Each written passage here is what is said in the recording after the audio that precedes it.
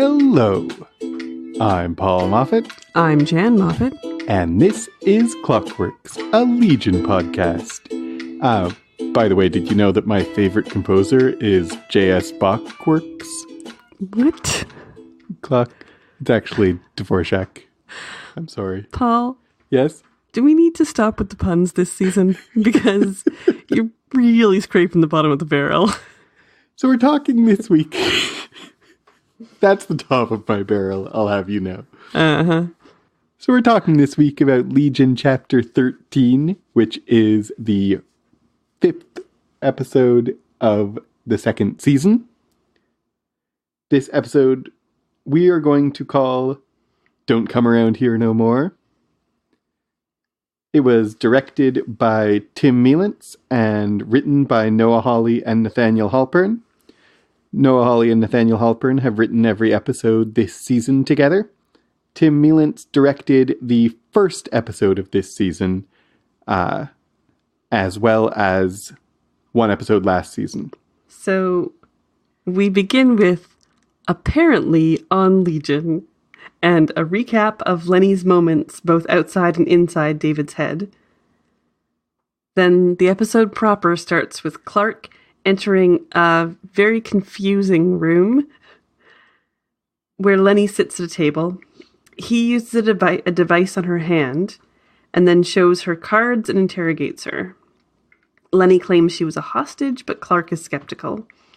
Lenny tells a story of how her grandmother got her drunk at 9 and begs to be let go, but he leaves her there.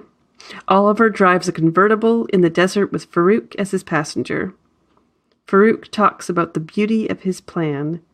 Later, Oliver digs up a coffin and they open it. An arm is seen, and Farouk takes a piece of skin and puts it into the device that they've stolen from Division 3.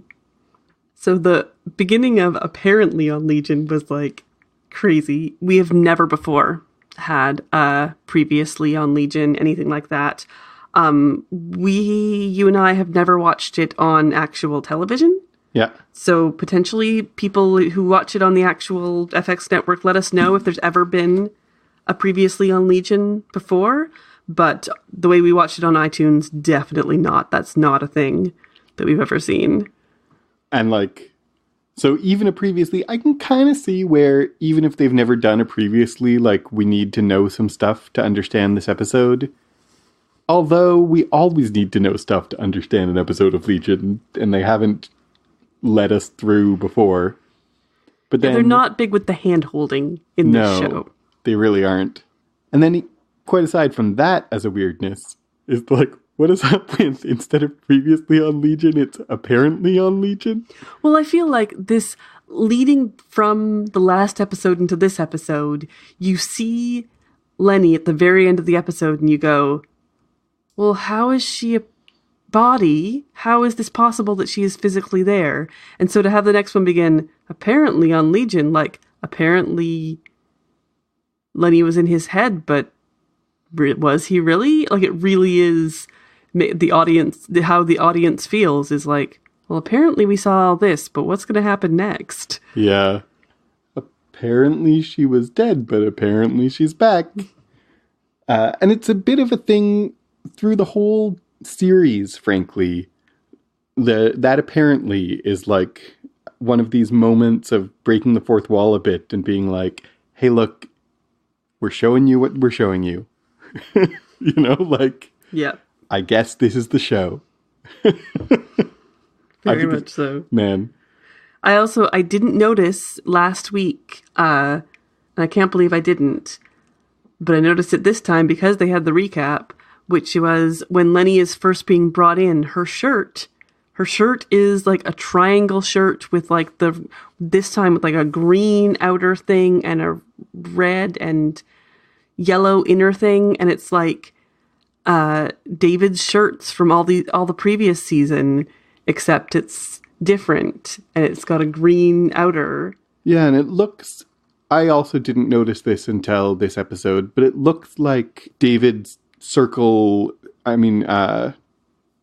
peg in a square hole in a round peg or whatever shirt. Mm-hmm. But with a triangle, and it's like an MC Escher triangle where it is it's turning, but the sides don't match up, Yeah. But what it means, I mean, if I'm going to interpret what it means, like I interpreted all about David's other shirts, we know from the end of this episode that the body she's in is Amy's. Amy is always represented by green. Yep. And so her outermost layer is green. And then inside that is red to represent Lenny and yellow to represent the Shadow King. Where red and yellow both represent the Shadow King.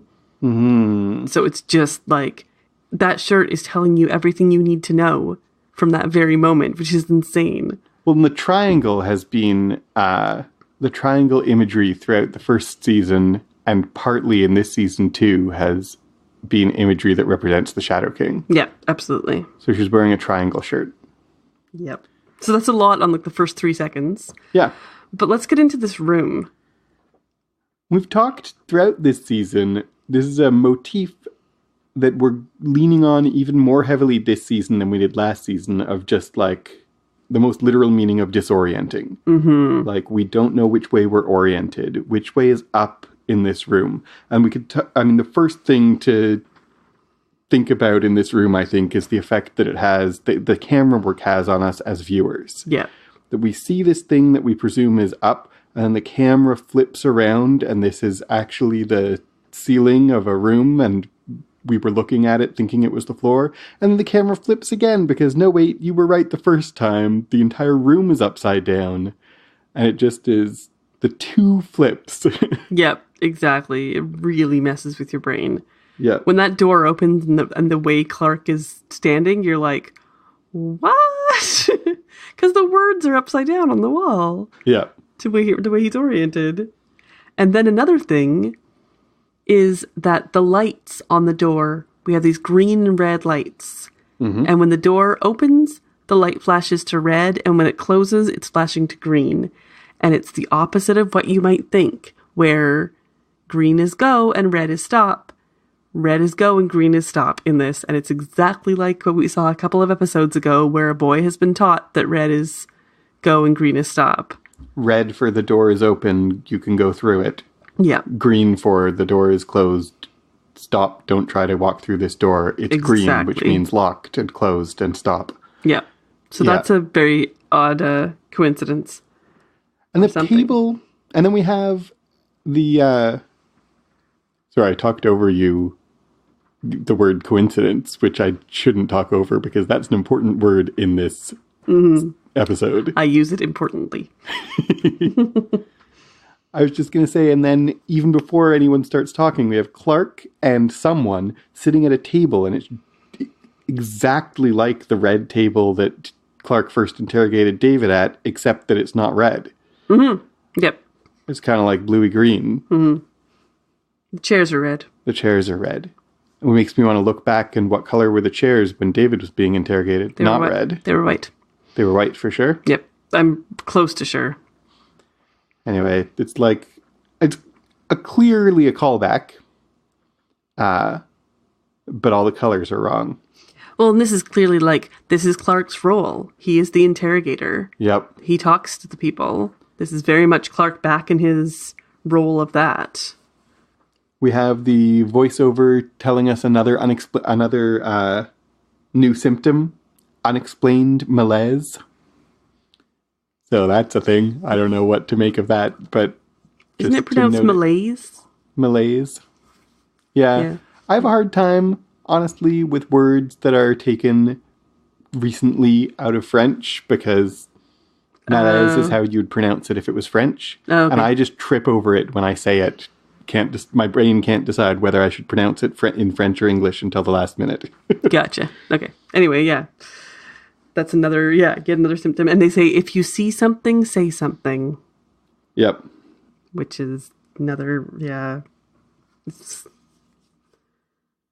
very militaristic. Yeah. Very conspiracy-ish. Yeah. So this device that he uses on Lenny's arm. Wait.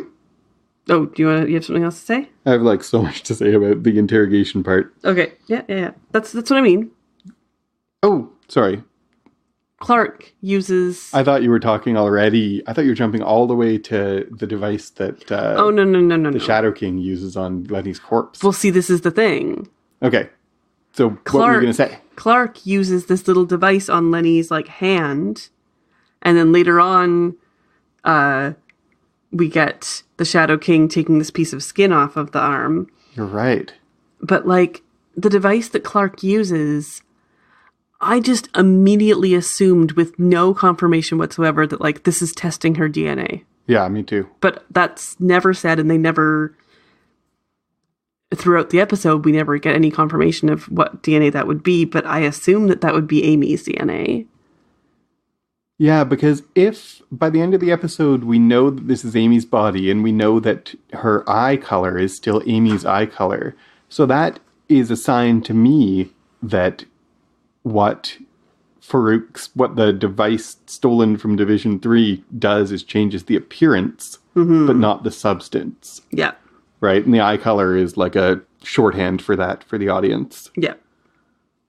And the consciousness, Farouk did that. Yeah. Farouk put the consciousness in. Exactly. Not the device. But we're jumping way ahead there. We are.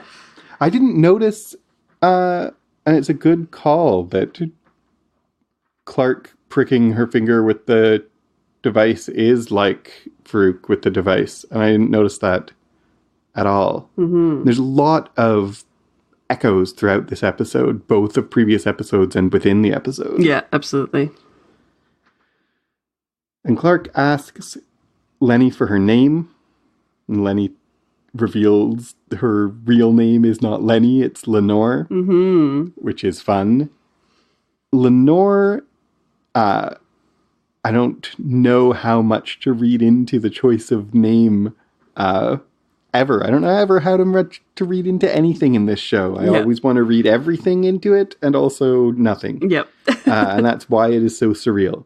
But Lenore is the object of affection in Edgar Allan Poe's poetry, a few of Edgar Allan Poe's poems, most notably in The Raven. Mm-hmm. The Raven is all about my dead Lenore who's going to come back and she's not going to come back. And so Lenore, the narrator of Poe's poem, is weeping for his dead Lenore and wishing, can she ever come back? Does she exist on some long forgotten shore? Quote the Raven, nevermore. The Raven is telling the narrator that his dead Lenore will never return to him and he will never see her again. And we have Lenny, her name is Lenore, and she has come back, and we are seeing her again. Interesting. I did not think of that at all. But definitely Lenore is, evocative of the Raven. For sure. Mm-hmm. And it could be just what else could Lenny be short for? Yeah, exactly. To be a female name. But it also could be that maybe they were thinking of this payoff all along. Who knows? Who even knows? Lenny mentions the clock on her grandmother's wall that was all fives. Yeah. And it's kind of Clockworks again. Clockworks gets mentioned a few times in this, and there's a few moments of really obvious clocks on walls. And do you feel when they mention Clockworks like they're calling us out specifically? A little bit. I think it's a shout out to us. Hey, remember Clockworks? Yeah. The podcast that everyone should listen to? Conspiracy and coincidence. I don't know. And then Clark shows her a blank card that she sees as a blank card, and then he shows her another card that has him reflected infinity, him as she currently sees him holding a card. It's him holding a card of him holding a card. It's not actually infinity. Did you stop and... I did pause and look at it. The him who's on the card has his arms folded. He's not actually holding, and then there's a little card in the corner of him with his arms folded. So he's not actually holding the card in the card. Okay, okay, but anyway, it's basically infinity. You're right. What is up with these cards? Yeah, this is what I felt like watching it was another, as I'm just going to keep saying every episode, this invitation to madness is... He holds up the card. It's blank. We, the audience, see that it's blank. We're entirely with Lenny on like, Yep. what's on the card? It's blank. Yep. But is it actually? Is there some, like, are both cards the same? What is it? It's all about, we're seeing what Lenny is seeing in this situation. So our experience is Lenny's experience. Yep. Yep. And we get no sense from Clark as to if that's actually what's on the card or not. Yeah. Yeah. And Clark just gives nothing. Like, it's blank. Okay. And he makes a little note. I'm like, was that the wrong answer? Was that the right answer? Is it actually blank? What do you, like, this is such a mind trick. He's playing with her. These are such mind games. Yes, absolutely. And it makes me wonder if in-world is what Clark is doing a test or is it a mind game? Mm-hmm. Is he messing with her to destabilize her for because there's an interrogation goal in like having her off balance and whatever? Or is he trying to figure something out about her psychic whatever? Mm-hmm. Absolutely. I don't know. I don't know. Yeah. At all. Yeah. She asks what is going on with the upside down cell, and we talked about it already, but just like when she asks about it, it brings back up. Is it upside down? Are they messing with gravity, or did they just glue things to the ceiling? And that leads back again to the same exact question of the cards. Like, is what's going on here purely just unsettling Lenny to mess with her mind so that she's susceptible to interrogation? Or is there something supernatural happening? I don't know. I don't know either. And we end the episode still not knowing. Yep. Yep. And she continues to be, through this whole scene, Clark doesn't trust her and is right not to. Mm-hmm. And she continues through the whole scene to be fixated on David. And again, what is going on and what's the reason for that is she fixated on David. I have to speak to David. I have to speak to David. I just want to speak to David. Is that because I don't know any of you people and he's my friend and I haven't seen him and I want to see him? Or is it because I've been sent here on a covert mission from the Shadow King and he's implanted in my mind that I have to speak to David now? Mm-hmm. It's just not clear. It's not clear. It's kind of both. She later says, like, can't it be both? Yeah.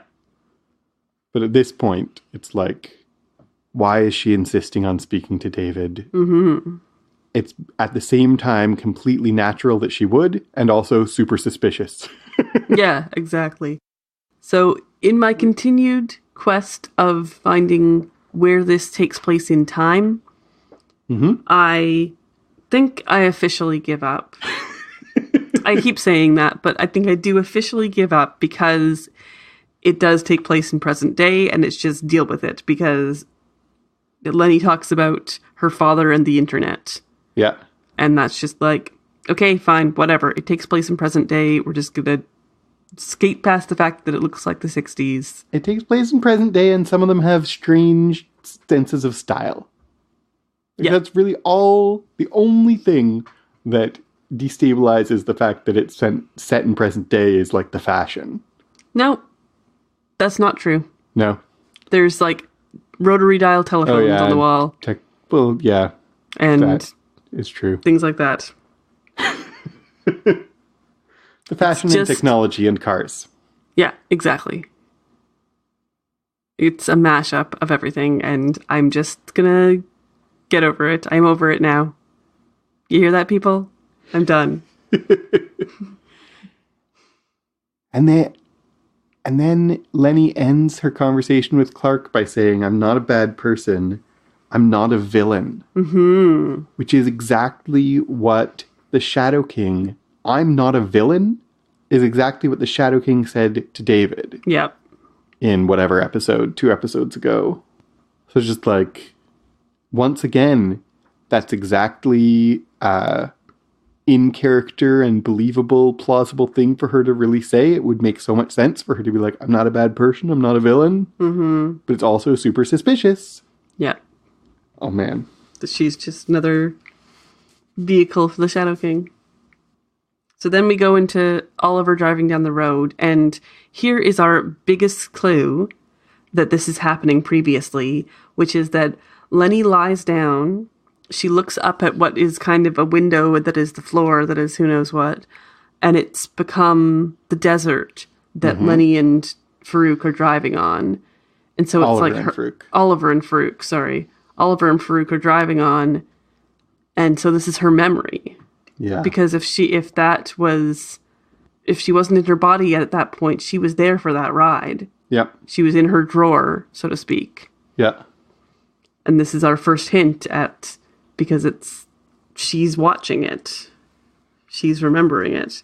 And also, this is where the title card is. Mm-hmm. This is the true beginning of this episode. This is where things start because it comes before what we've already seen. If you just pay attention, you know all this stuff beforehand. I know. Of course, it doesn't fall into place until you actually watch the whole episode.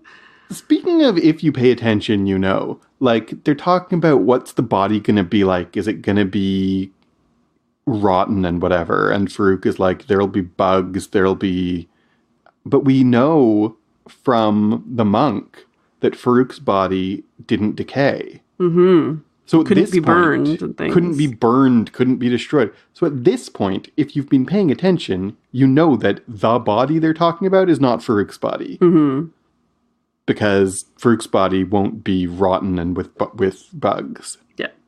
All this to say, our first time watching this episode, it wasn't like we caught on to these things. No. Even us who pick apart these episodes every time don't notice this on the first watching at all.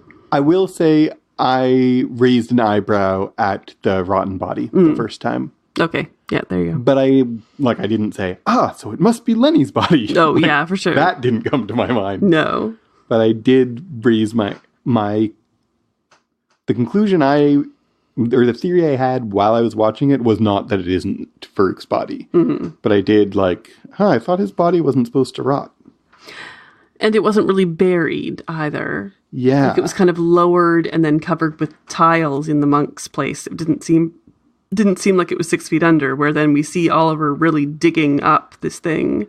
But then using this rope to pull it up that was very reminiscent of the rope that the monks had. Yep. And even after watching the episode several times, I did not pay attention. I did not think to pay attention until right now to what exactly the coffin was like. But it's not like the we don't white see egg. it. Oh, we don't see it at all. It's from the perspective of the coffin. The camera is entirely in the coffin. We Good see work, it. Nathaniel Tim Mielence, I mean. Mm-hmm. Mm-hmm. And then we just see the very edge and an arm. But before we get to that digging up, Oliver and Farouk have a conversation about what's going to happen. And Oliver's like, I just don't want gunk on my new suit, man. And Farouk says, when you get to my age, you realize it's not about the thing done. It's about the beauty of the plan. Mm-hmm. That, in some ways, seems like Noah Hawley's mission statement about the show. Oh, that's so true. Like, this is one of the things that he said in interviews before the show even began, that, like, his quote that you've probably seen if you are interested, like we are, in behind the scenes things and have watched any interviews with him, the quote of his that comes up all the time is, I don't need you to understand it, I just need you to experience it. Yet here we are, picking it all apart. Well, this is part of what it means to experience it, for me. Same. If you're a person who likes to experience things by examining them and analyzing them, that's part of the experience. Like both of us, and presumably if you're listening to our podcast, that's you also. But so it's not about the thing done, it's about the beauty of the plan. Is like the destination, sure, but how we get there and the journey is what really matters on this show. And then he says, like, when you get we don't worship God for math, we worship God for poetry, for beauty, or whatever. Mm-hmm. And when the sun rise, we worship him for the sunrise. And come with me and you'll see a sunrise that's unreal. And Oliver says, nothing's felt real to me in a long time. And that's a nice reminder that, like, Oliver is very, Oliver himself is very mentally unstable. Yes. It's easy to, at this point, kind of forget that Oliver was trapped in his cage for however many years and was trapped in his own mind for however many years and can't remember words and comes out and then goes right back into being trapped. And he's a lot more placid about being trapped than Lenny was, because, like, trappedness is nothing new to him. Mm-hmm. Absolutely. Right? And nothing has felt real to him for such a long time. And that's why he can be fairly, like, detached about, yeah, I'm gonna kill you. Yeah. But also, unlike Lenny, he has mutant abilities.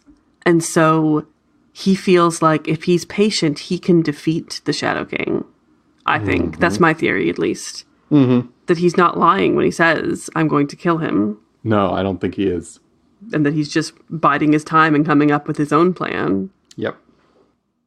And then we have the flashback, which is great because it reveals to us at last that the trip to Division 3 was purposeful. I know. I'm so glad because, like, it really felt like, why did they do that?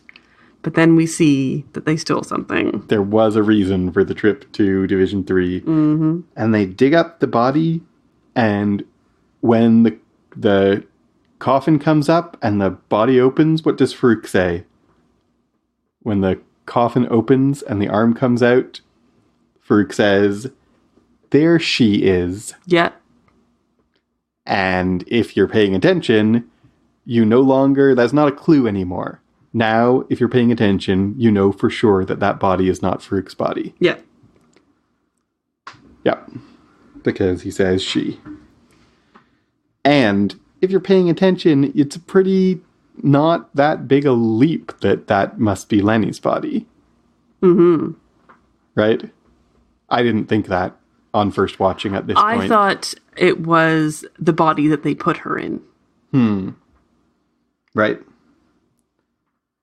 They dug up a corpse and reanimated it. To be Lenny.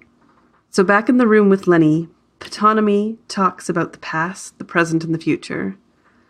Lenny asks him what color her eyes are, because they've changed to blue. Ptonomy tries to read her memories and sees flashes of childhood and sunflowers breaking in a vase. Then the black thing crawls in his ear, and he sees Fukuyama inside of his basket is a black bird head or something. Ptonomy comes to, and he's choking Lenny against a wall. Disturbed, he leaves. And that's where I'm going to end this part for now. Right. Yeah. So past and present, but no future is where Ptonomy lands. No, past and future, but no present. Past and future, but no present is where Ptonomy lands in this discussion. So, like, my first thing, okay. I like a lot what Ptonomy is saying, and actually I think it makes a lot of sense, despite making no sense. Like, there isn't really a present, except as the point where past and future meet, and it's so fleeting. And my question, though, is what does this conversation have to do with anything? And part of it happens over top of us seeing Lenny, us seeing Oliver and Farouk in the desert. Yeah. He talks about light, and then they kind of disappear. Into, like, the headlights of the car, but the visual effect is them fading away into light. Mm-hmm. Yeah. So we have Ptonomy voiceovering over the, like, them walking away from the body, saying the past and the present, or the past and the future exist, but the present I'm not so sure of. Like... Well, I think it's a statement on the episode that the episode is either in the past or in the future. It's not about the present. He's talking to Lenny right now, but this is not the present. This is the future from where the rest of the episode is, and where the rest of the episode is the past.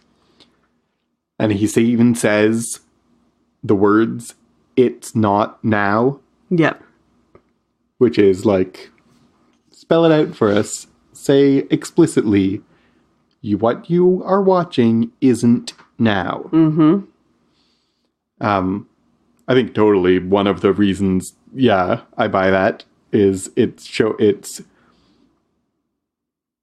explaining to the audience, anyone who's willing to hear what he's explaining, that this is an episode where the time frames don't all match up with each other. Yep. It's also just a bit of a mind trip. Like, the past exists, the future exists, but the present doesn't. Is one of those things that is, like, possibly true, and because it's possibly true, it really makes you feel unstable about how you perceive the universe. Mm-hmm. Yep. I'm still, though, I don't know. I still feel like there's more to it than I'm seeing. Like, is that it? Is it just to mark to the audience that the time happening isn't the time that we're seeing? I don't know. I think it's also says something about Ptonomy's character. It says something about his powers in his life. And it's just all pieces of the puzzle. Yeah. And it comes back to he likes to think he's a time traveler. Mm-hmm. The present is the time that Ptonomy not only doesn't believe in philosophically, but also emotionally is the time that he isn't invested in. Yeah, exactly. That makes me more satisfied. Having a bit of a character reason for him to say that makes me happier. Yeah. And then Ptonomy says the whole eye thing. Yeah. I noticed that Aubrey Plaza looked weird.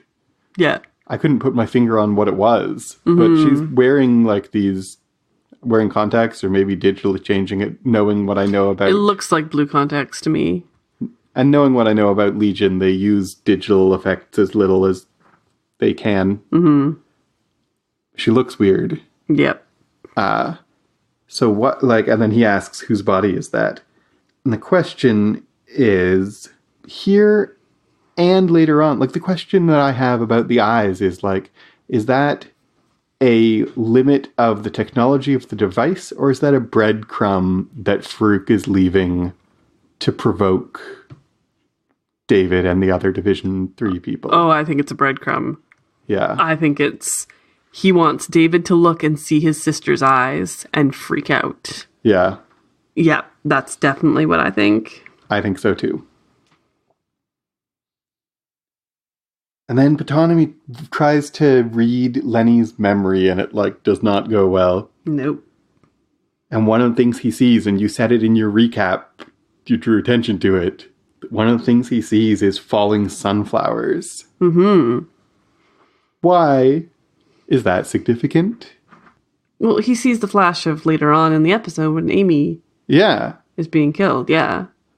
This is one of these things that you don't notice or understand the first time, but on a second and third watching, who has sunflowers? Later on, near the end of the episode, Amy is putting sunflowers in a vase and they crash. And so he sees in Lenny's memory, Amy's memory of being attacked by the Shadow King. Yep. That's what he's seeing with those sunflowers crashing. And he sees the door opening where Ben's body was, or the dust. Yeah, the dust that's going to come up later. And it's hints about what's going to happen. Mm-hmm. But also he sees the grandmother and the soda and the vodka and the soda can thing, which seems to be actual Lenny's memories. And so it's this weird intersection. Is Amy there too? Is Amy trapped like a consciousness inside Lenny now? I would like Amy to be trapped there instead of just killed. Yeah. I agree. I would like that as well. I mean, then later on in the episode, Lenny's going to say about that memory about the grandmother, Lenny's going to say, like, I don't know are any of my memories real. Yeah, exactly. And so we see, and David's going to say, I can't tell the difference between Farouk's thoughts and yours. Mm-hmm. So we see that definitely in Lenny's head, there are Amy's memories and there are Lenny's memories. And are Lenny's memories actually Lenny's memories? Or are they implanted? Is the story of drinking vodka from a soda can when she was 9 just a sad story that Farouk planted in there to give her character more pathos? She doesn't know. Well, we'll get to this later, but I have some theories about when she talks to David. Okay. So let's hold off then. So let's hold off a little bit then. So we see the thing crawling in Ptonomy's ear again. Mm-hmm. It's the exact same shot. It's like we see a glimpse of the past when he had it crawl in his ear. Mm-hmm. Or is him doing this to Lenny what causes that thing to crawl in his ear in the first place? Was that never the past? Was that never the past? Was that never what put him into the maze? But I don't know. It's like the past and the future are all messed up in this whole season. And it's not just a matter of flashbacks. No. It's a matter of what happens later affects what happens earlier. Exactly.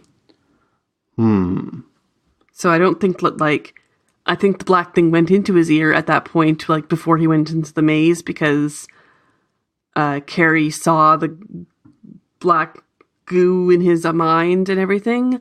But I have a theory about that. What caused that was him reading Lenny's mind, and it just works. Time is this weird, non-linear thing. And the question, just to be clear, like, we're wondering whether the show is showing us things out of order or whether things are happening out of order. Yes. And you think they're happening out of order. I think they're happening out of order. Yeah. I definitely don't think that the show showed us that out of order. Mm-hmm. So if this is what caused it, then it's happening out of order. Ooh, I like that, though. Mm-hmm. Mm-hmm. And Fukuyama, so inside the basket, is that the weird oil bird bad idea thing? Yeah, I think so. I mean, it's bigger than we've seen it, but I think that's the same thing. I think Fukuyama inside his head is a delusional idea. And I don't know. My question after watching that is Ptonomy seeing something true about Fukuyama and about the world? Or are we just seeing the effects of Ptonomy's delusion? Whoa. I don't know. I assumed that was what was real, but of course, I mean, not literally real, but it could be just what he sees. Like, did that moment tell us, the viewers, something about Fukuyama or something about Ptonomy? Or both? Or neither? Those are all the options that it could be. I'm going to go on a limb and say it tells us about Fukuyama and that there's something wrong with him. I'm leaning that way too, and if we didn't have, again, to jump ahead in the episode a bit, if we didn't have that weird connection of Amy with the Vermilion, I would be more inclined to say, like, this is something about Ptonomy's, like, paranoia and delusion, and he's seeing delusion everywhere because that's how it spreads, and it's not actually telling us something about Fukuyama. But we come back again in this episode to there's stuff about Fukuyama that we have not worked out yet. Mm-hmm. Right? Absolutely. I don't know if you took the basket off his head, would that black thing be what was literally underneath? I don't think so. But neither do I. But it's like representative of there's a delusion or a bad idea under there. Mm-hmm. Mm-hmm. And then Ptonomy chokes Lenny, and just like the thing with the what's under the basket, my question about Ptonomy choking Lenny is he choking Lenny because he believes her to be responsible for his delusion? And if he does, is that correct or not? Or is it the choking a symptom of that delusion? I felt like it was a symptom because it felt like he kind of came into himself and realized that he was doing that. Yeah. But then why? And then that brings me back again to like the delusion. Is that an aspect of the Shadow King? Because the Shadow King does not want Lenny killed because he put her there to antagonize David. Right. So it seems like Ptonomy choking Lenny is counter to Lenny and the Shadow King's like plan. Oh yeah, I don't think he's infected by anything to do with the Shadow King. Yeah, neither do I. There's like a whole different thing. Yep. Just saying that. Okay, carry on. Yep. Again, with John Hamm's narration, comes up the title card, Chapter 6, Conspiracy. He says that humans like patterns and seeing things hiding. When we encounter coincidence, we see conspiracy. In the desert, Oliver and Farouk watch as a series of miners emerge from the ground and go to a mobile submarine called Dead Sea Donuts. They discuss morality. Farouk says that mutants are homo superior. Oliver gets a brief vision of Melanie and tells Farouk he's going to kill him someday. They drive away, following the submarine. So the narrators, or John Hamm, for lack of a better word, John Hamm section in this episode. We didn't have a John Hamm section in the last episode, and here he's back again. Nice to hear your voice again, John. We're on a first name basis. This is again, I think, your theory or your emphasis on like putting madness on the hands or on the viewer. That like conspiracy, coincidence, you see coincidences and you interpret them as conspiracies. You're reading meaning into things that don't have meaning. You, the viewers, are reading meaning into things that are just coincidences. Yep. In this episode of television that you're watching right now. And if you think that there's a deep meaning behind everything, you're the one adding it. Yeah, exactly. Right? And I'm totally fine with that. Yeah, totally. Because I know that some things are going to stick and some things aren't. Yep. And I mean, this is something we've talked about a couple of times before, but the nature of surreal art is you do add your own meaning. That doesn't mean it isn't there. Yes. But then when the show insists on there isn't conspiracy, conspiracy is you and, making something of coincidences that aren't really there, is just another layer of the surreal experience of the show. Mm-hmm.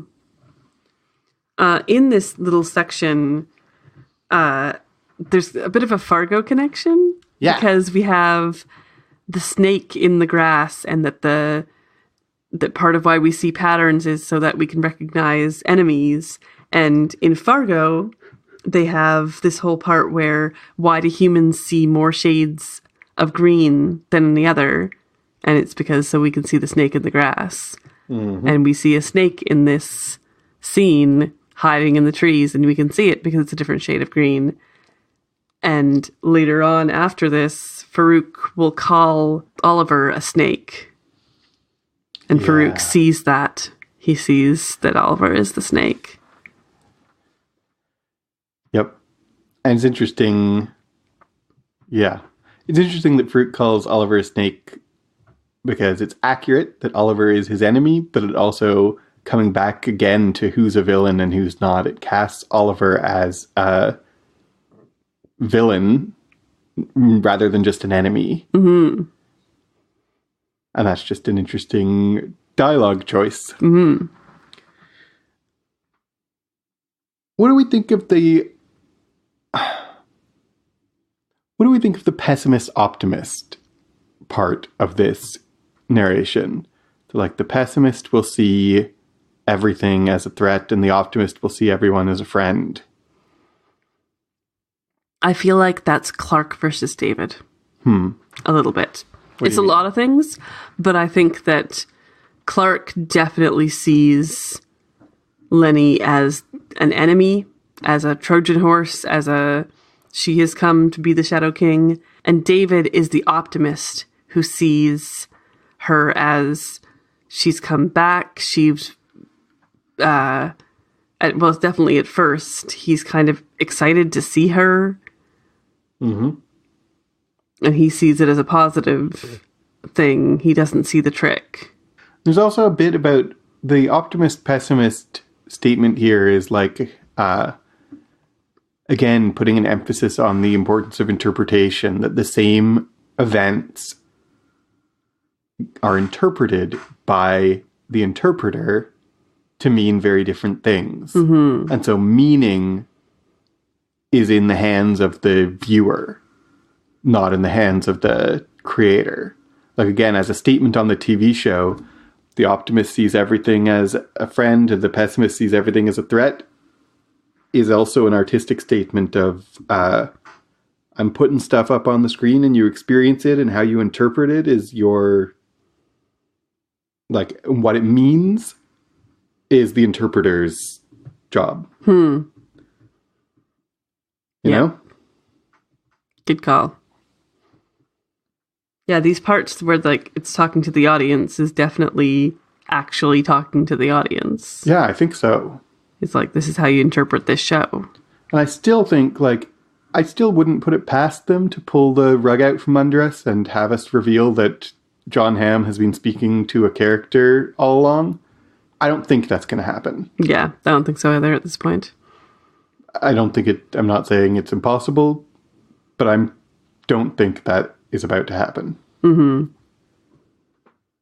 And then we have, like, coincidence and conspiracy. And, like, the title of the section is conspiracy, but all the talk that we have is actually about how there aren't conspiracies, about how there are coincidences. There are coincidences. And the question comes, what in this episode, what in this show is a coincidence and what is a conspiracy?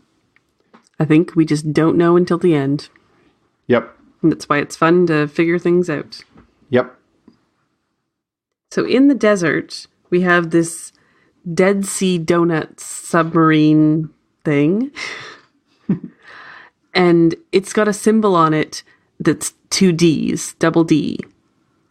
And it's very reminiscent of the cheerleading uniforms with the quadruple G. Mm-hmm. David's singlet with the single D. Mm-hmm. We have yet to see a triple D, as far as I know. I haven't noticed one. But I feel like now I'm really going to be looking for one. Yes. Because what is with all these Ds? What is the deal? It is just a coincidence. It's just a coincidence. There's no conspiracy behind all the Ds. It's a coincidence that everything starts with D. Or is it a conspiracy? I think it's definitely a conspiracy. Because although in a work of art, in a TV show, there may be things that don't have meaning intended, everything is controlled by a creating controller. Yep. By a creator. And everything has meaning for that, because of that, even if it's not conscious meaning. Yep. And I think it does have a conscious meaning. I don't know what it is yet, though. Mm-hmm. There's lots of Ds. There's lots of Ds. It's just kind of a cool thing to notice, too, which I appreciate. Speaking of coincidences, we have the submarine. Remember Oliver in his diving suit? Oh, yeah. So, again, like, this weird coincidental connection between Oliver and what he's seeing. Mm-hmm. Why a submarine donut shop? That makes no sense. I mean, I guess it's themed, whatever. But, like, because it's a connection to Oliver and the diving suit, I think. It's the desert that used to be a valley, and so it's used to be a sea. Anyway, doesn't matter. Anything that used to be a valley was a sea or a lake at some point? Yeah. Yeah? Just, I don't know, it's like hinting that this is the valley, this is the desert where Farouk is buried. And all the men coming out of the ground, like, that just as an image, the visual of flat ground and a bunch of men coming out of it to a submarine that's above the ground. Yes. I don't have a great big interpretive meaning of it, but it's a really striking image. Mm-hmm. Yeah, I don't really know what to make of the miners, to be honest, at all. Yep. If you do, let us know. Then Oliver and Farouk have a conversation about morality. And we have here, this is like, in this whole season, the moment when Oliver seems most to me like Oliver from his Ice Cube. Mm-hmm. Like distracted, and he loses the thread of what he's talking about, and he uses the wrong word. Maybe the idea of life is obscene. Or not obscene. Irrelevant. Like, that's so much like what Oliver is like in his Ice Cube. And then Farouk explains to Oliver that the morality is not a problem because Homo Superior can do whatever he wants to Homo sapiens. But Oliver has just explained to Farouk why the morality doesn't bother him. So who is Farouk trying to persuade? Right? Right. Farouk says, does the morality bother you? Oliver says, boil it down to, not really. Yeah. Life doesn't matter. Molecules are molecules. Not in this conversation, but go back a little bit to him saying, nothing feels real to me anyway. Mm-hmm. And then Farouk says, don't worry about the morality. We are like a lion and stalking a deer. And like, well, Oliver just said he didn't care. So who were you trying to persuade, man? Yeah. Except when he says we're Homo Superior, that's what triggers Oliver to be like, wait, Melanie. Yeah. She's not Homo Superior, and she's important to me. Exactly.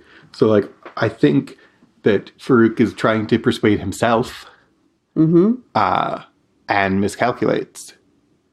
And that's where Oliver flashes to Melanie, and that's where also he says, I'm going to kill you. And like, was he planning on killing Farouk before then?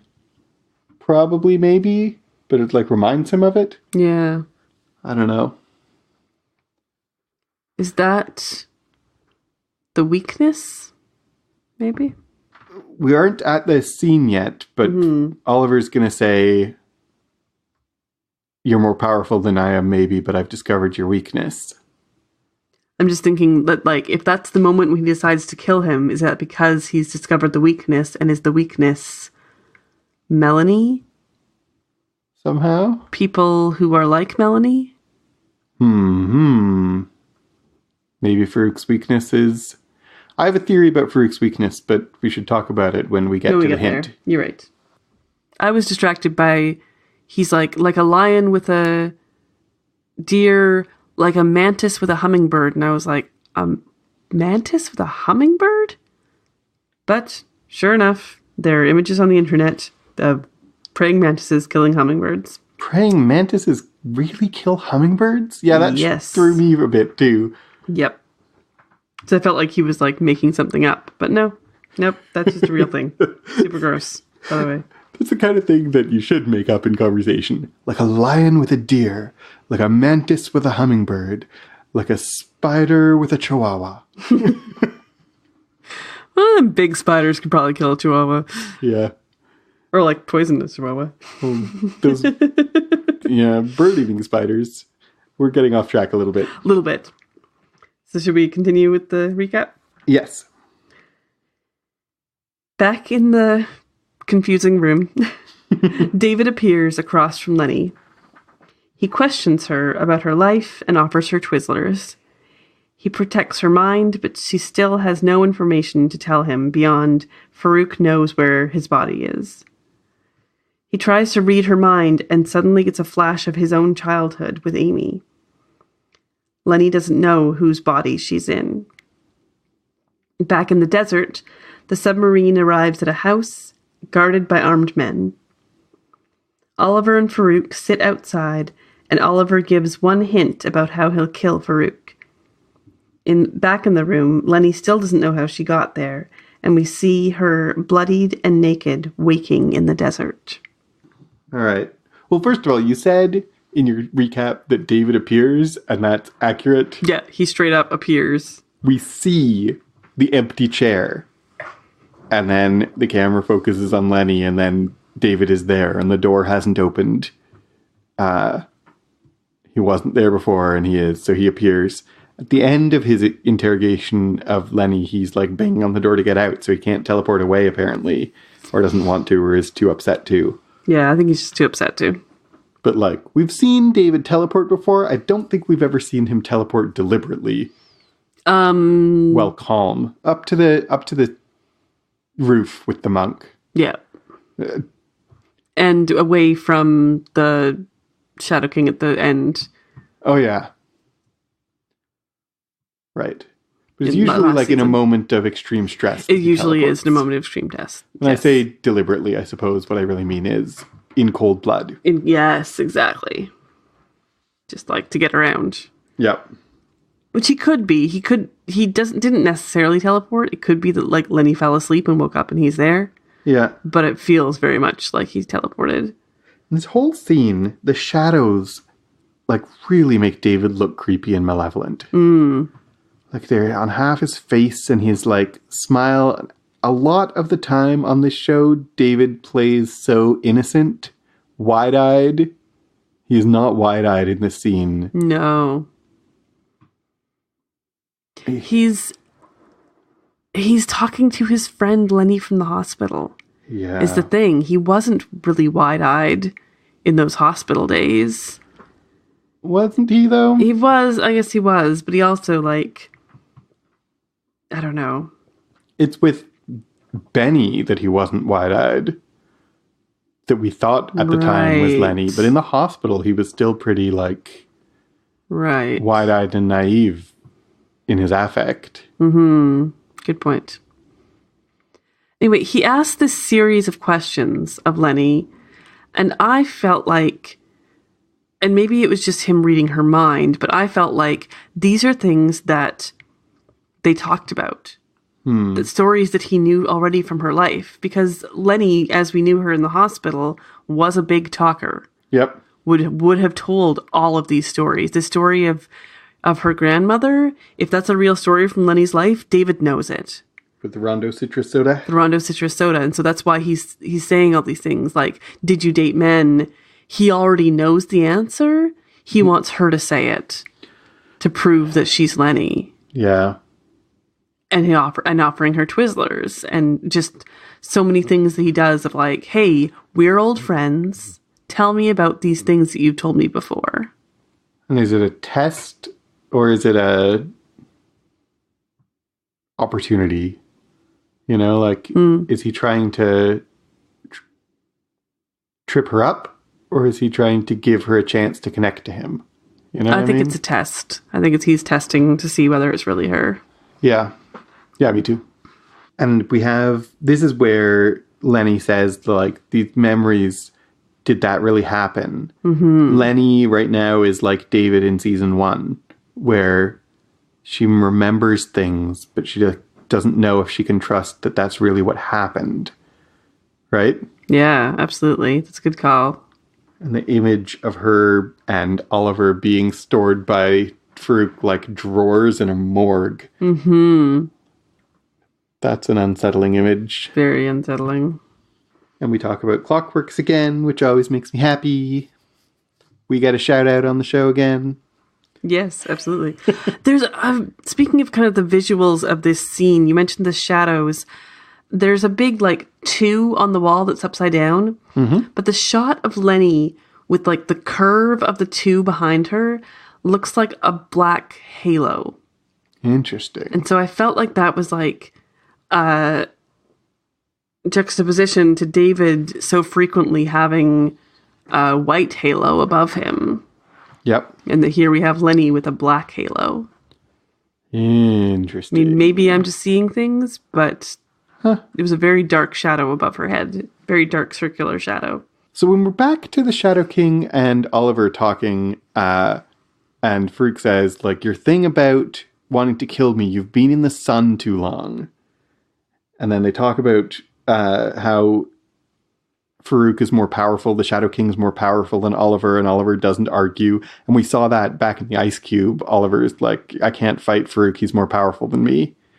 So that's not new information. And Oliver doesn't dispute it, but he says he's found Farouk's weakness. And Farouk says, well, can I have a hint? Yes, you may have a hint. What is 1 plus 1? Farouk says 2, and Oliver says no. Why is that a hint? What is that a hint towards? What is the weakness that Oliver has discovered in Farouk? It could be a lot of things. It could be a lot of things. So my theory at this point is kind of goes back to something that the Shadow King said to David back in season 1. That, like, you ever make soup? You ever try to unmake soup? You put me in your head. How many of us are there? 1 or 2? 1? Farouk 1 plus Oliver 1? Does that equal 2? No, it only equals 1. So Oliver can hurt Farouk by hurting himself.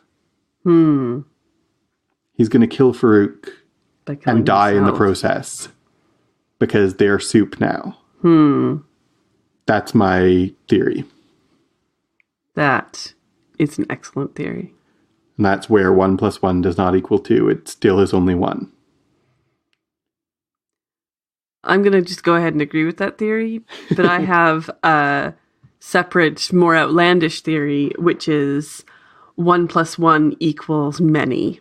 Okay. Is that Oliver started Summerland with just him and Melanie. It's where the Melanie connection comes in. That it was 1 plus 1, and then that led to many. It led to a huge community, and Farouk is just alone. They can stop him because they have so many. But I think it's a weaker one than yours. I think yours is better theory. All right.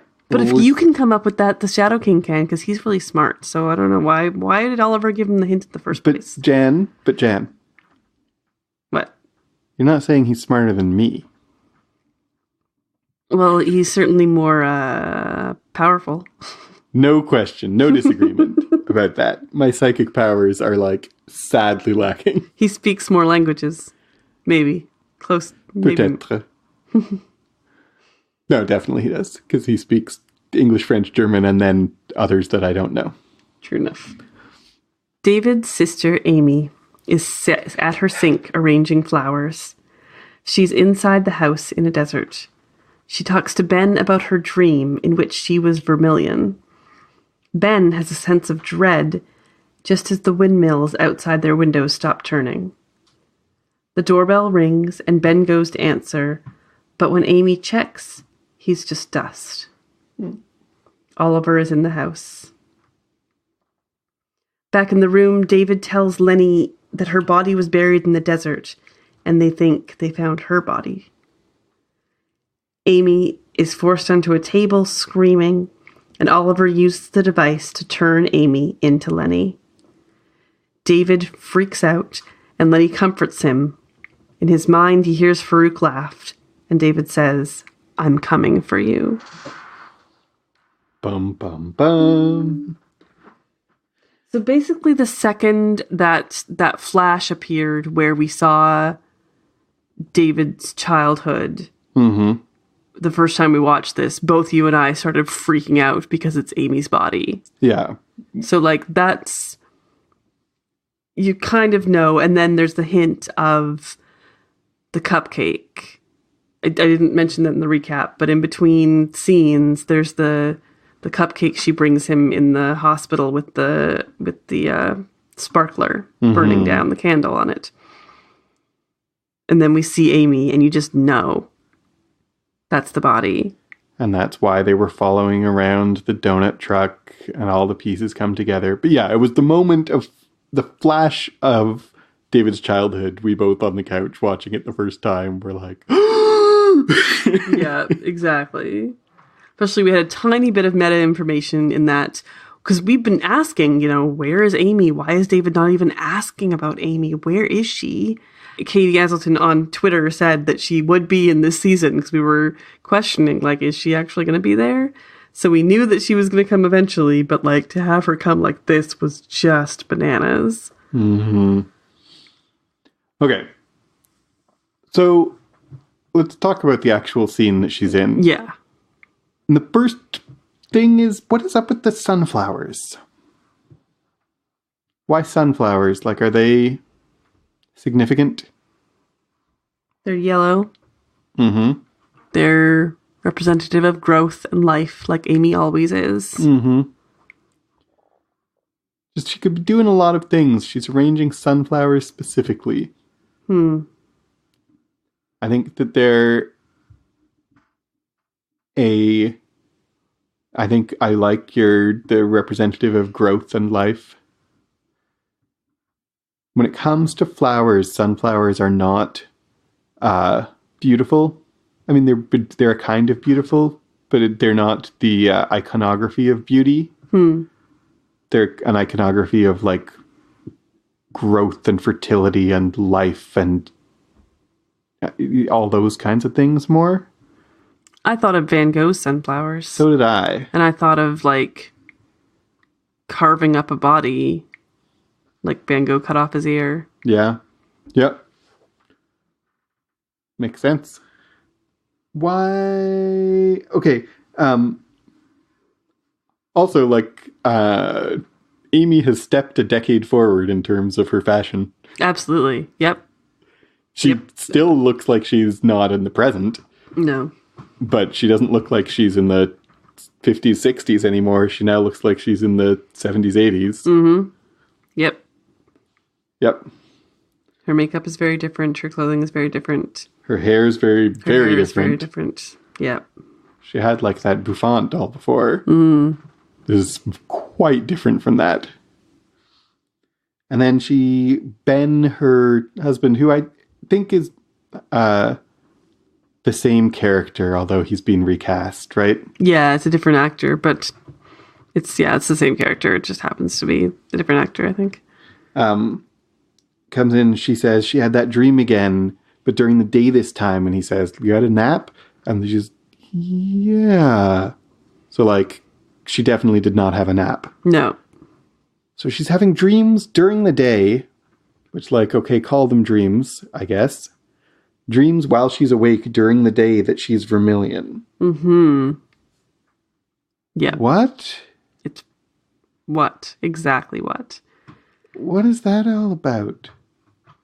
That's again, like, we're once again there are weird doings of transpiring that are not the Shadow King.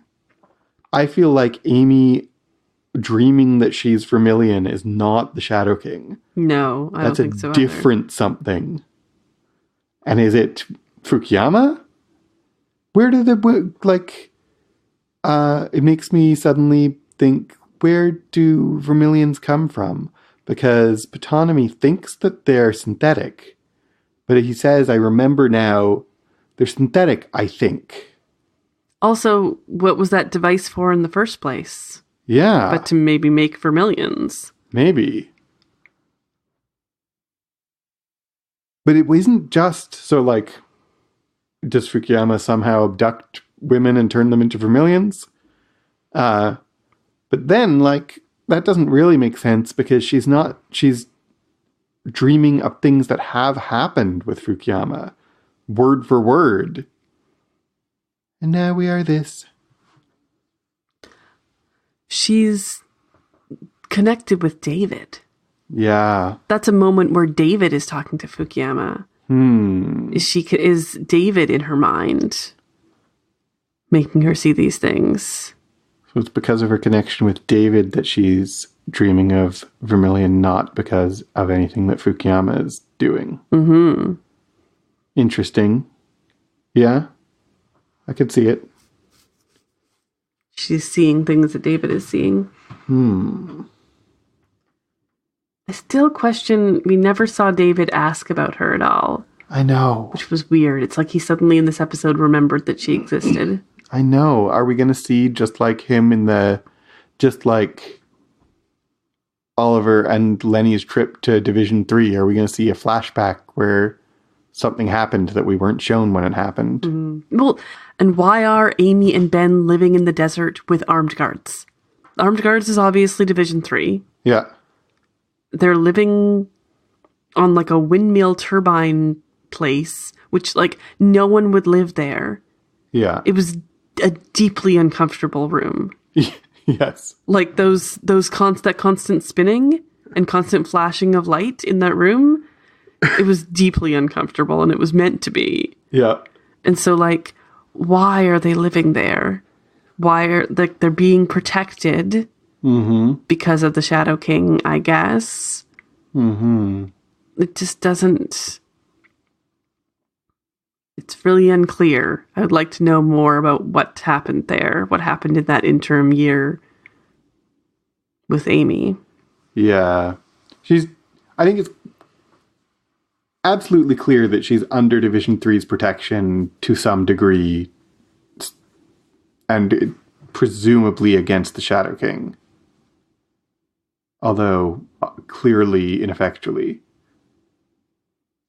Like, yeah, there are a lot of questions surrounding Amy and what they're doing there. About the room and how uncomfortable it is, I totally agree, but I also want to add, in terms of making a TV show, how completely effective it is to have these fans that never stop and then suddenly stop. Yeah. Like, you feel that absence, you feel that silence, and I want to connect that, by the way, to the line that David says about I never knew what silence was until the Shadow King went away. Right. That Amy's living in this room where there's no silence, and suddenly there's silence, and it's very unsettling. Good call to connect those things. Thank you. Speaking of why did things happen, why is Lenny's body buried in the desert? Why did the Clockworks take her to the desert and bury her? Like, I don't quite understand. Was it to, like, hide what happened? I got the sense that Clockworks is not a very good mental hospital. No. You don't say. I'm starting to suspect that they're not entirely on the up and up. Yeah, I mean, like, those of you who live near the desert, this doesn't seem normal. Burying people in the desert. I feel like that's, like, burying someone in the desert is like code for I murdered them. Yeah. And I'm getting rid of the body. Yeah. Not for, like, she was given a pauper's burial. Yeah. In a grave, you know? Absolutely. But she was in a coffin. She was in a coffin.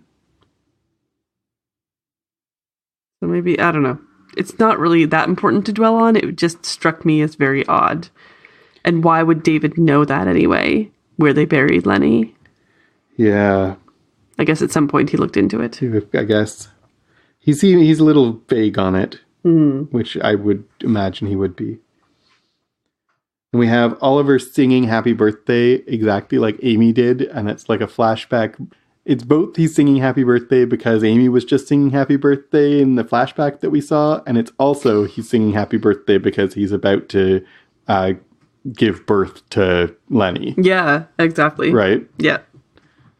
And how incredibly creepy is, in the most wonderfully understated way, Oliver just standing there with his hands up like a surgeon. Yeah. Like, I'm washing my hands and I'm just going to hold them up. Yep. So creepy and unnerving. And I said like a surgeon without even really getting, until I heard myself say the words, what it means. That he's about to perform surgery on her. He really is. Yeah, he literally is. Yep. Right. This is really creepy anyway, but now recognizing that he actually is about to do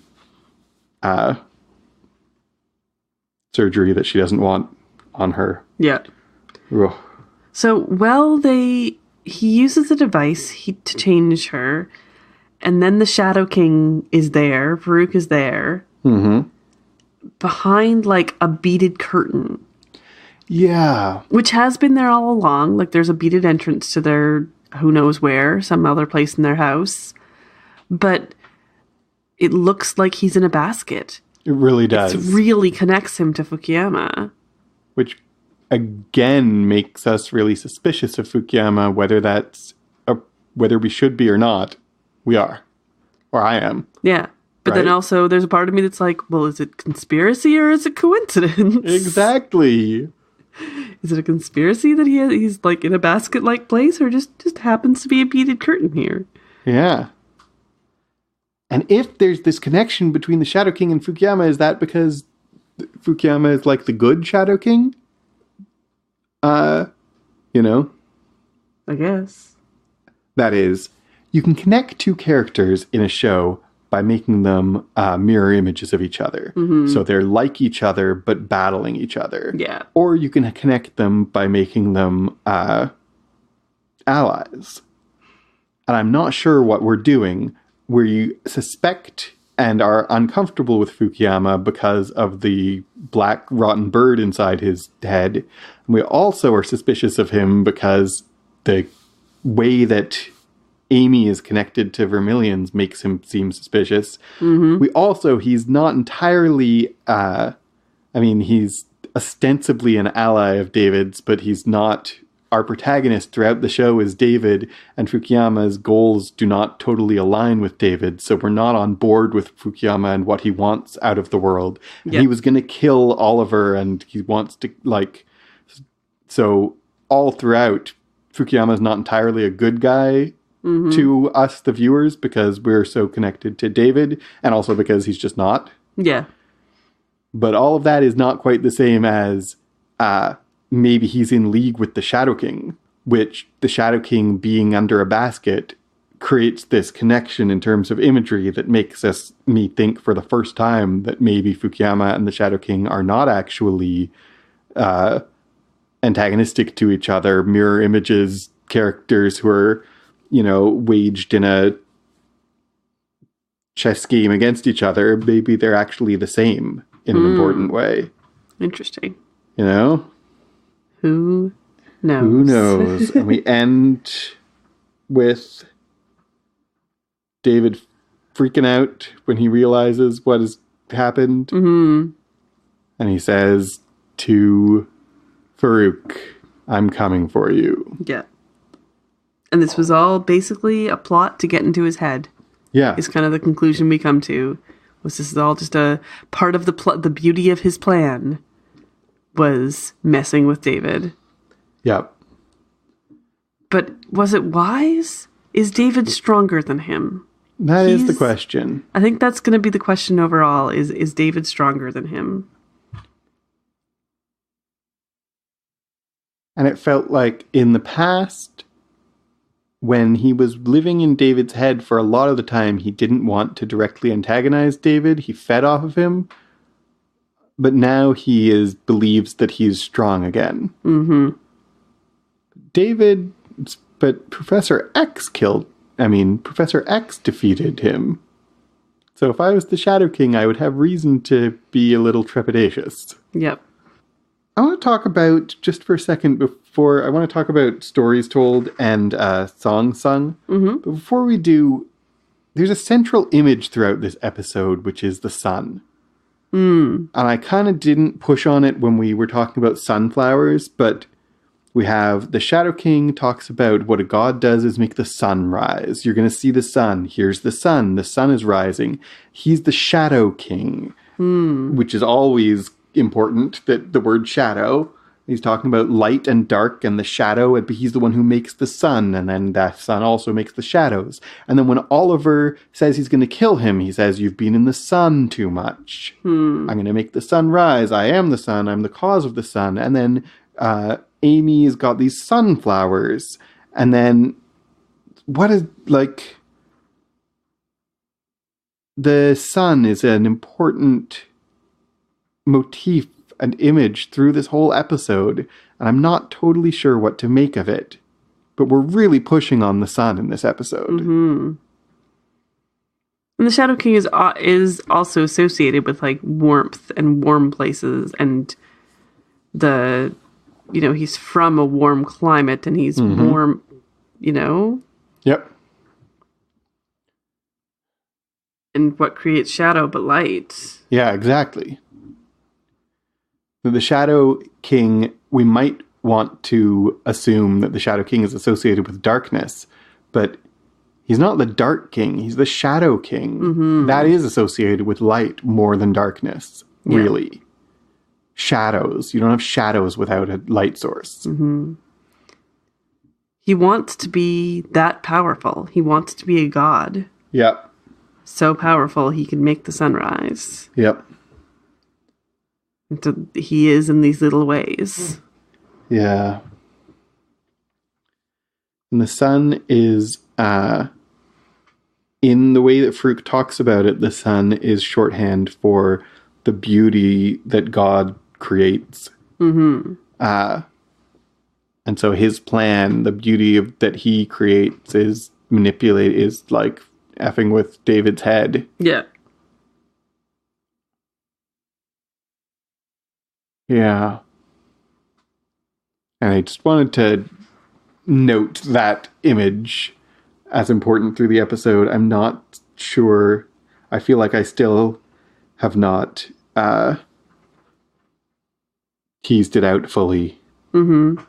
But I'm not sure that I can without giving it even more thought. I don't know. Maybe even I can't at all.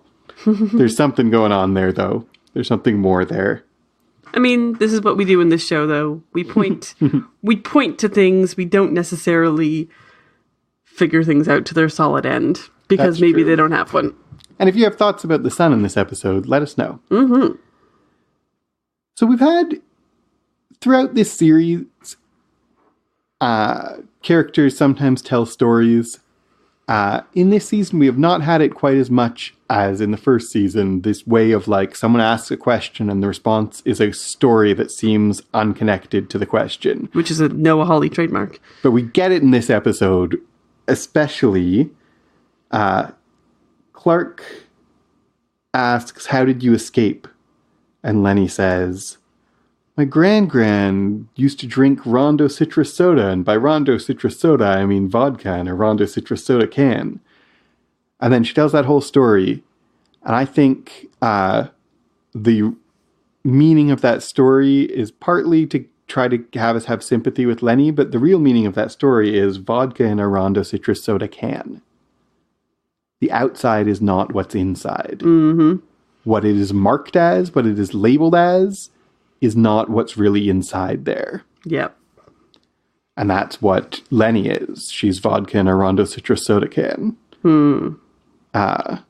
And that's both that she's not in her own body, she's in Amy's body, and it's also that the Shadow King is still there. Yeah, exactly.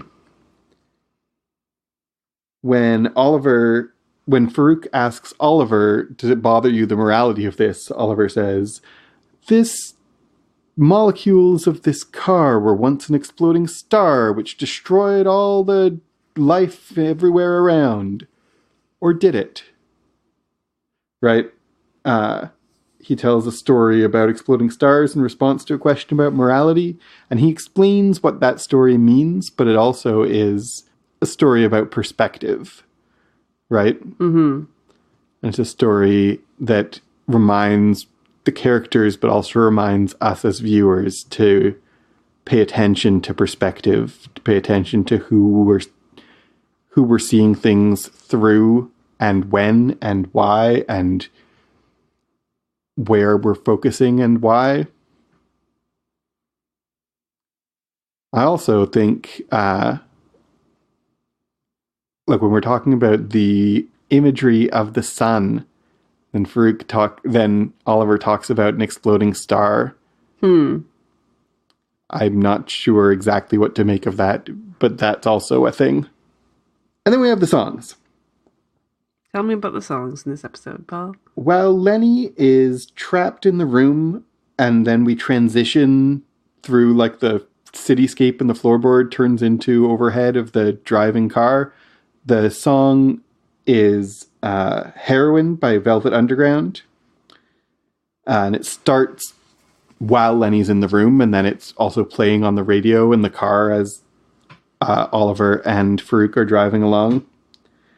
And the song goes, "I don't know just where I'm going," the lyrics, relevant lyrics. "I don't know just where I'm going, but I'm going to try for the kingdom if I can.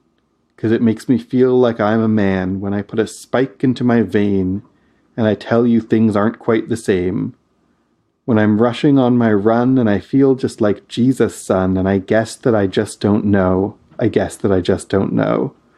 And the song goes on, but what we hear of the song ends there. I mean, the kingdom part is pretty significant for Shadow King. We thought we were going to try for the kingdom, and we see the Shadow King, like at that moment in the lyrics. And we also, there's a real idea in the song of like, I do things that harm me because it makes me feel like a man. And we have in the rest of the episode, we have like the Shadow King is messing with David's mind, and is it maybe a bad idea? But he does it because it makes him feel like a man.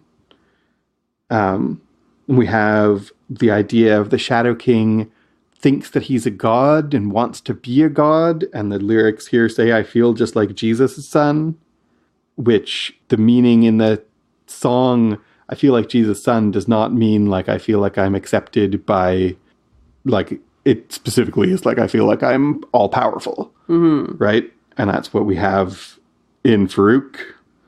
And then they repeated, like, I guess I don't know where I'm going, I don't know. I feel like that is about the audience experience. Yeah. We don't know where we are and where we're going and what Farouk is doing and who Lenny is. And the song lyrics really emphasize that we don't know what's going on. The next song, which is Werewolf by Cat Power, plays while Oliver is digging up Lenny's body. Musically, the opening sounds very like a cowboy song. And I thought that was appropriate for like in the desert digging up a body. Yeah, for sure. And then the lyrics, I'm not going to read all the lyrics of the song, but some relevant lyrics. Oh, the werewolf, comes stepping along. He don't even break the branches where he's gone. I once saw him in the moonlight when the bats were flying. I saw the werewolf and the werewolf was crying. Crying, nobody knows, nobody knows, nobody knows how I loved the man, how I teared off his clothes. And first of all, a werewolf, much like Rondo Sutra Soda, werewolf is about someone who isn't who they are. Right? And that is all about who Lenny is not just for this episode that Lenny has something inside her that isn't what's on outside, but also is kind of a recurring theme of this entire show, that what's on the outside doesn't match what's on the inside, and maybe what's showing on the outside is monstrous, and maybe what's deep inside is monstrous, and all of that makes Werewolf a particularly appropriate choice for this show, for this episode. Yeah.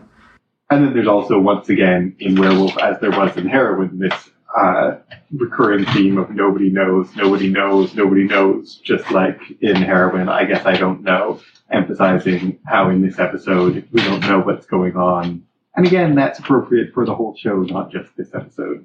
And then finally, the last song, over the final credits and in the last moments, and as we're actually seeing Lenny's body being sculpted out of Amy's body, the music playing is Tom Petty's Don't Come Around Here No More, except it is not Tom Petty's version. It is, as we're kind of getting used to this season, a cover by Noah Hawley and Jeff Russo.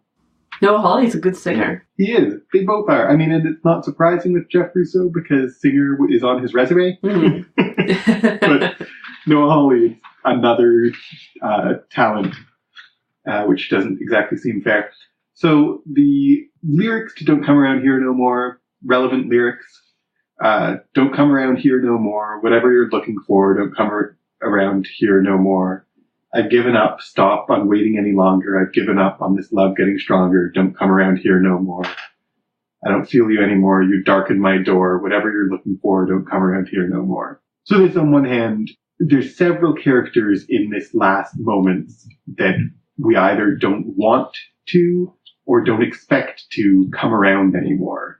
So on one hand, this is addressed to the Shadow King, like, don't come around anymore. And we can see it on several different, here could be several different places. Like, don't come around Amy's house anymore. But he's going to, but it's, the narrative, the music is wishing that he wasn't there. And then also David has kind of flirted with working with the Shadow King. And this is a no, don't come around here anymore. Absolutely. Don't come expecting me to be your ally anymore like I was for a hot minute. And possibly this is even the Shadow King saying that back to him, because he knows what the results of this is going to be. Absolutely. And then there's the sense of Amy isn't going to be around anymore. And there's another sense of David was really happy to see Lenny again, but now he's not. So all these different senses of someone who possibly was welcome and isn't welcome anymore, or someone who might be welcome but isn't going to come. And then we have, with the song Don't Come Around Anymore, we end with I'm coming for you.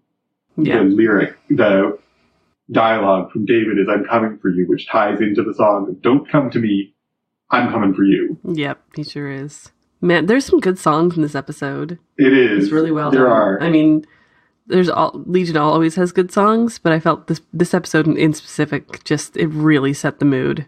Agreed, yeah. So if you want to talk to us about this episode or any of the episodes of Legion, the best way to reach us is on Twitter at ClockworksCast.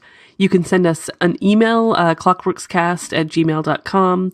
We're also on Facebook. We have a subreddit with the Goodstuff.network where you can find us and make comments there. All of those links are in our show notes. Lastly, if you like what we do, you can support us, shoot us a little bit of money on Patreon, patreon.com/clockworkscast, where you can get a few extra bonus things. We've just reached a Patreon goal, so we're going to do some bonus episodes once this season is done, which we're kind of excited about. So look for those in the future. And even if you're listening to this, 12 years from now, when you've watched all of Legion and you're listening to our podcast, still at us, still make comments. We want to hear what you have to say, even if it's later when Legion has long since aired. I hope it airs many seasons. All right, well, thanks for listening. I've been Paul Moffat. I've been Jan Moffat. Goodbye.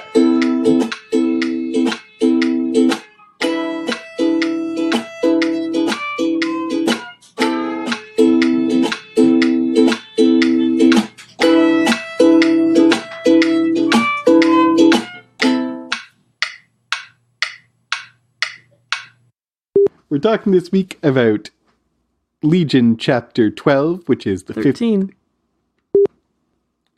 So we're talking this week about Legion Chapter 15, which is the 13! 1-3.